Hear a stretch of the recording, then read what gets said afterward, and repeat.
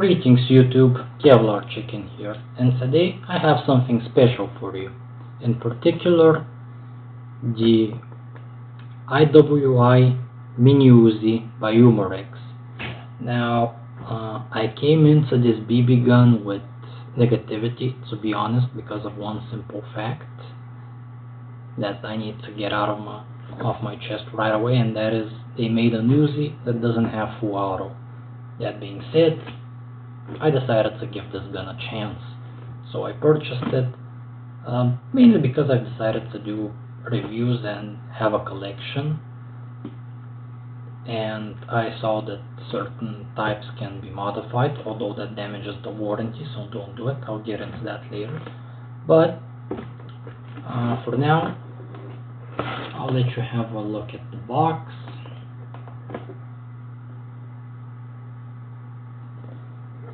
And I'll take it out so you can have a good look at it. This is how it comes. You can see that. Maybe I don't have the best camera placement, but these are your instructions, safety manuals, and what have you. Here you have the user manual on how to maintain your gun, and instructions and some characteristics. For now, let's focus on the gun itself. I know you guys wanna see that part. So first impressions, well, not really first, I've shot this isn't an unboxing, but it does have some heft to it, but for the size, like you can see, it's actually a relatively big gun. So as you can see, it has a foldable stock, select fire switch. It has safety and fire, like I said, sadly no full auto. It has these flip up sights here, adjustable. What else? It has blowback, and so you can do this, which is cool. You can see the bolt open. Also, you can see that the barrel is metal, or rather some type of thin aluminum. The handle and trigger, like, I really appreciate this being metal. It gives it some sturdiness. So I'll let you have a good look at it as much as possible.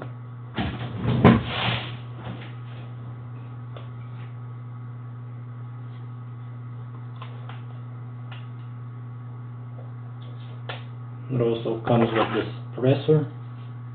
It's just plastic, it doesn't really do anything. I haven't shot with it, but it's a BB gun, so they're not that loud anyways. But yeah, I like having the option to modify the gun in any way, even if it's just aesthetically, so this is quite pleasing. But since I have a lot to say about it, let's move on to whether I think it's worth it or not. That's gonna be at the end of the video, but mainly you should decide for yourself if this is worth it or not. But I will give you some guidelines. Now, some of you may ask for the price right off the bat to know whether or not it's worth it, especially in non-full auto version. Well, the price is actually acceptable, at least in my opinion. I bought this for roughly $125 US, but I live in Bulgaria, so compared to your living standards in your country, that may or may not be, you know, something worth spending your money on. Definitely, if you have money for hobbies, you're blessed. But yeah, so yeah, this is a CO2 replica, like I said in the title. Just like my other, it takes these little canisters and it shoots steel BBs. You can see here. before I move on to the pros and cons and final thoughts, that's how this video is going to be structured. I will be helping myself with a script, otherwise this video is going to be way too long, but I do like to give a detailed description.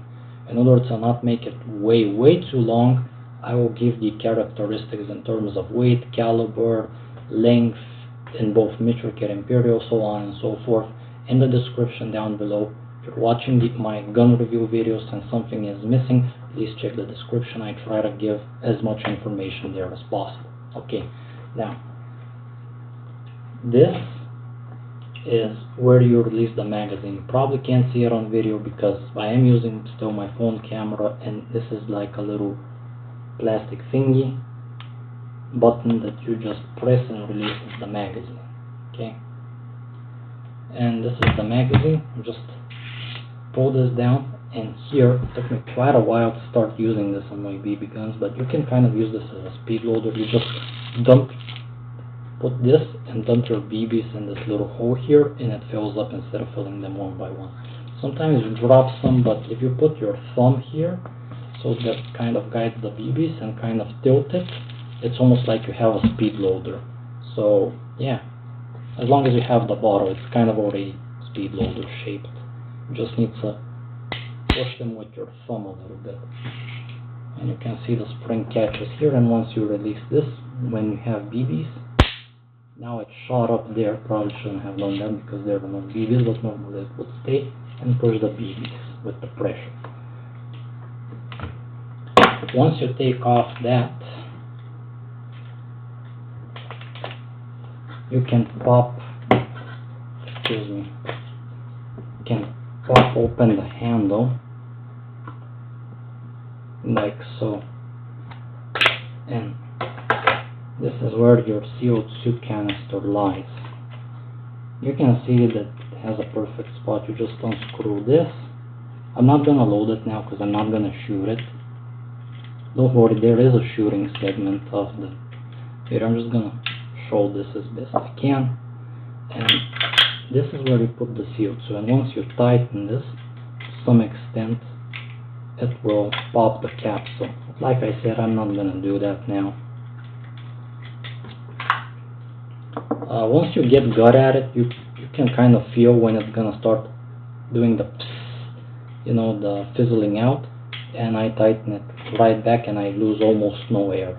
So I usually get more shots than other people in reviews, at least 5 or 6 more powerful shots, and sometimes even up to a magazine more.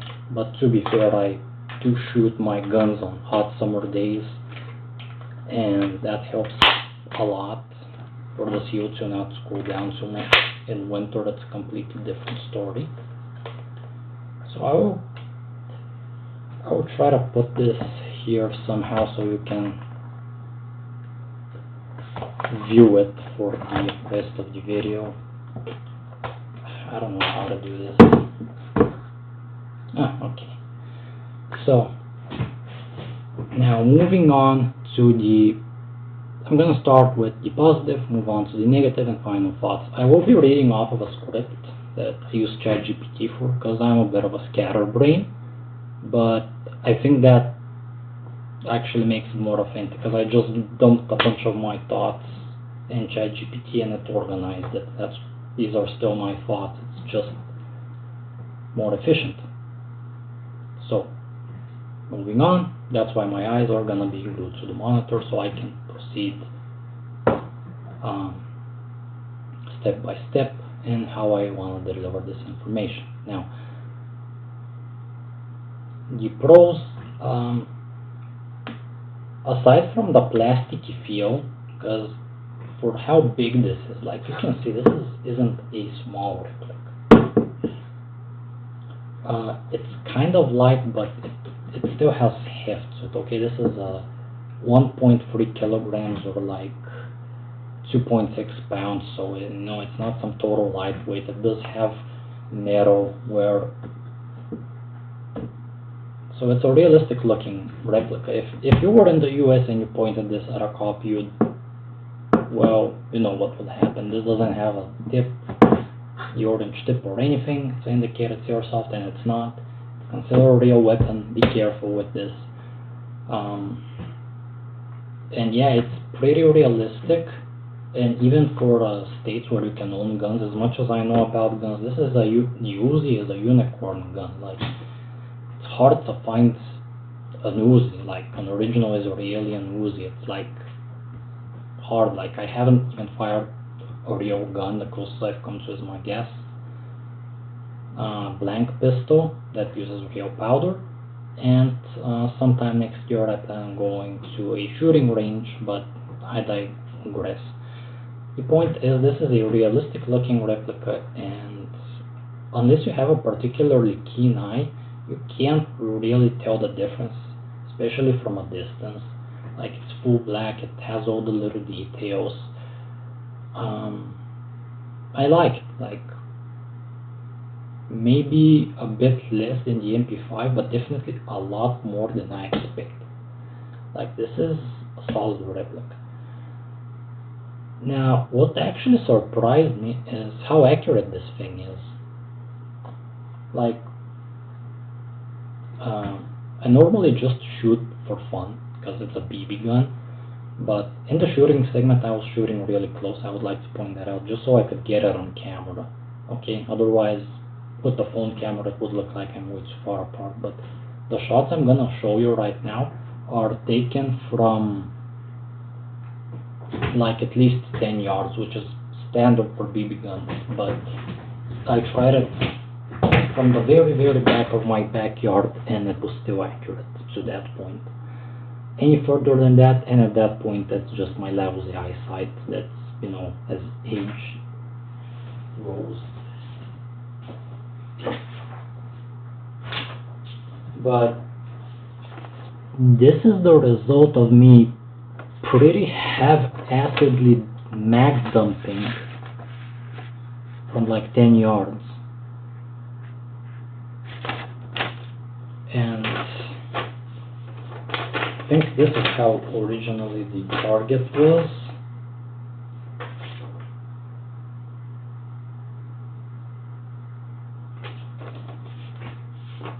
I don't know how the target was originally drawn, but most of my shots are a little too up and to the left, but that's about it. Like you can see, this is really accurate for a BB gun. This piece of paper is a little smushed, but I think you get the point. And like, I tried this a few times. This is just the one that I saved for the video. It works. Like, you can hit something that's the size of, let's say, this, if you're aiming in semi-auto, you know, if you're shouldering it properly and using the sights, you can actually hit something as small as this reliably at like 10, maybe even slightly more, 11 to 12 yards, which is surprising considering, especially when making a Uzi, you'd think that it's not known for accuracy, it's known for its full auto capability and being an SMG. Now, I've rambled long enough about this point. It's fairly realistic, despite the little plastickiness. It's very accurate. It's actually very efficient in CO2 usage, because once you run out of gas, when you push the trigger, it's like the Umarex MP5, it stops. Like, whereas for some guns you shoot and you just notice that the sound is different, but you pull off a few shots and realize there are no BBs coming out, so you're wasting gas. With this, you're not. So I appreciate that, because this is the main cost of shooting BB guns if you're into the shooting part more than just the collecting them. Like, this is your main power source and this is your ammo, but think of these two basically as your ammo, and this is the more expensive part, because this you need to replace every time you shoot a few magazines, and this is 1500 BBs for like $10 or something. I'm giving approximations. It may differ where you're at. So yeah, accurate out of the box, efficient CO2 usage. I don't have a chronograph, so I can't measure it, but this thing is powerful, man. It says like 10 meters per second less, or like about 33 feet less than most BB guns, but if anything, this is probably getting more velocity than my other BB guns, at least right now. Maybe the others are more used, have some flaws with them, have some wear and tear, whereas this is brand new, but still. Also, I'm shooting it in a very hot summer's day. It's like 38 degrees Celsius. I forgot to Google how much that is Fahrenheit, but I'm pretty sure it's close to 100, if not a little bit more degrees in freedom units. But anyways, feel free to use so write in converter and check how much that is. That's the one thing I forgot to do. But yeah, I can't really give too much credit to performing well in hot weather, because that's basically all BB guns. I appreciate that the internal parts are metal, because those are the ones that break, and the foldable stock, which is, if this was plastic, this would have been a problem, but since it's metal, it will probably last. Now, I do really like, it's a shame, I mean, it reminds me that there's no full auto, but the fire selector, great thing. Makes me feel,